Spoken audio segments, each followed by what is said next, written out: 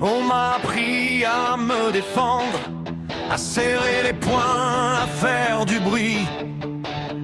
Mais personne m'a jamais dit qu'on peut être fort sans faire mal aussi. J'ai vu des vérités devenir armes, des opinions de devenir mûres. À force de vouloir avoir raison, on oublie parfois l'essentiel, c'est sûr. Être debout, c'est pas dominer, c'est pas marcher sur les autres, c'est rester fidèle à ses idées, sans transformer le désaccord en faute. On peut dire non sans écraser, s'opposer sans humilier, tenir sa ligne, garder sa place, s'envoler celle d'à côté. On peut être fort sans violence, garder le respect en présence. Le vrai courage, c'est d'avancer sans laisser personne à terre. Il y a des combats qui nous grandissent et d'autres qui nous vident de sens. Quand l'ego prend toute la place, le respect lui s'enfuit en silence.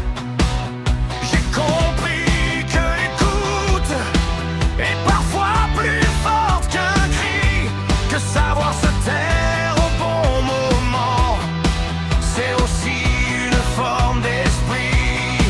J'ai plus besoin d'écraser l'autre pour prouver que j'existe ici. Ma voix vaut autant que la tienne, même quand on n'est pas d'accord, même quand ça plie. On peut dire non sans écraser, s'opposer sans humilier, tenir sa ligne et garder sa place, s'envoler celle d'à côté. On peut être fort sans violence, garder le respect en présence. Le vrai courage, c'est d'avancer sans laisser personne à terre.